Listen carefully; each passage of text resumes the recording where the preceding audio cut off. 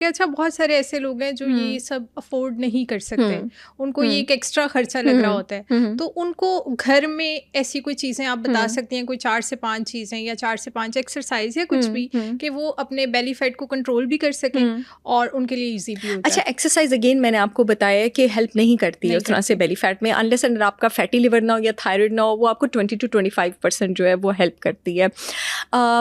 आप intermittent fasting करें, शाम को 5-6 बजे के बाद ना खाएं, सुबह 10-11 बजे से पहले ना खाएं, और इसके साथ साथ कार्ब से दूर रहें, रिफाइंड फूड से आप दूर रहें, कोशिश करें कि ज़्यादा प्रोटीन बेस्ड आप डाइट लें, सैलड्स लें, आप यखनियाँ लें। हमारा स्लीप साइकिल हमारी हेल्थ वाइज कितना जो है वो रिलेटेबल होता है? देखिए जी, अगर आप रात के 11 बजे के बाद जागते हैं तो आपकी बॉडी में जो स्ट्रेस हार्मोन है कॉर्टिसोल, उसके लेवल्स ऊपर जाना शुरू कर देते हैं।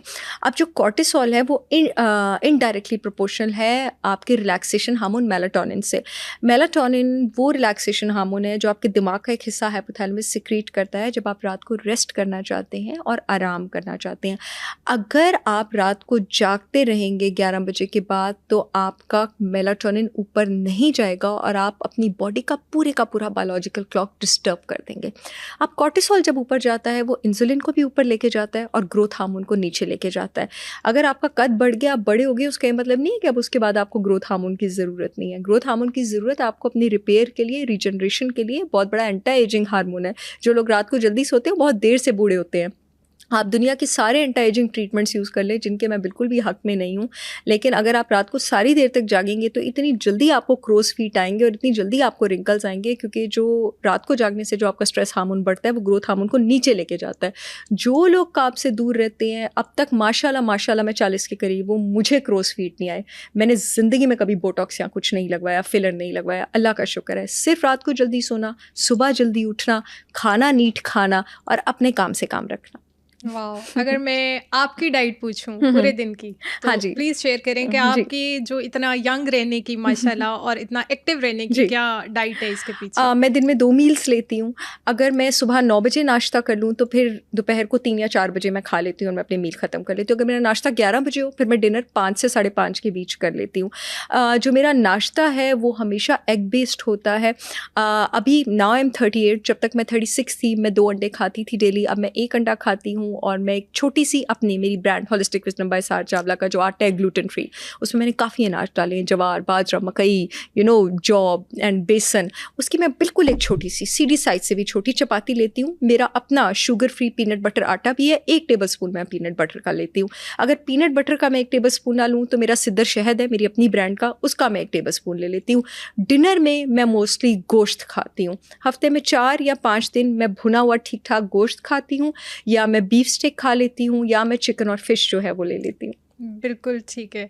इसमें हमारा जो पोस्चर है, हम लोगों का हमें आइडिया नहीं होता कि पोस्चर भी बहुत ज़्यादा बीमारियों को लेकर आता है हमारी लाइफ में। Wonderful question. ठीक है, तो ये हमारा पोस्चर किस तरह मैटर कर रहा होता है? मतलब हमारे स्टमक को भी, हमारे मेटाबॉलिज्म को भी पोस्चर का कितना रोल होता है? देखिए जी, खाने के बाद एक तो भूख रख के खाएं और खाने के बाद 20 मिनट्स एटलीस्ट अपराइट बैठें। लोग कहते हैं कि खाने के फ़ौरन बाद चलना शुरू कर दें, नहीं।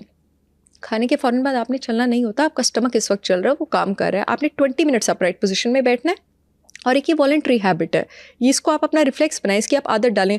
उसके बाद आप एटलीस्ट 20 to 25 मिनट्स चलें and then you will start feeling better. और अदरवाइज भी वैसे भी होता है, इंसान कभी ईजी हो जाता है। I really thank my mother for that. मैं बचपन में कभी भी शाने झुका के बैठती थी, मेरी मामा मुझे फ़ौरन टोकती थी, और इतना टोकती थी कि अब मुझे आदत हो गई है बिल्कुल चलते भी सीधा, and it's a good thing.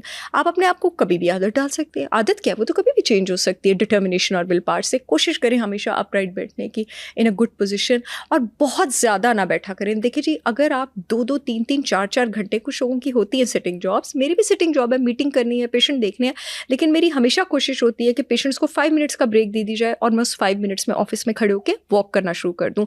30-40 minutes के बाद 5-10 मिनट्स के लिए उठ ज़रूर जाया करें।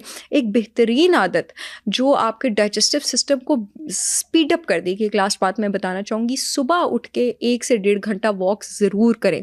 आपके पूरे पूरे की पूरी सर्कुलेशन, पूरे का पूरा लिम्फेटिक्स और आपका बाल जो है वो एक्टिव हो जाता है। और पानी पी लें सुबह उठ के, बगैर खाए आप वॉक करें और पानी पी लें। अच्छा, लास्ट क्वेश्चन है, पानी में भी बहुत सारे लोग कहते हैं लेमन स्क्वीज करके पी लें, शहद डाल के पी लें, तो ये इफेक्टिव होती है? डेफिनेटली इफेक्टिव होता है। मेरा पानी तो सुबह इसी तरह होता है। मैं अपने पानी में आपको बताऊं, सुबह 1 टीस्पून अपना आंवला पाउडर डालती हूँ, 1 टीस्पून मोरिंगा डालती हूँ, 1 टीस्पून मैं लिवर डिटॉक्स डालती हूँ, 1 टीस्पून मैं शतावरी डालती हूँ, नींबू निचोड़ती हूँ और 3 से 4 कतरे अपने ही सेब के सिरके के डालती हूँ।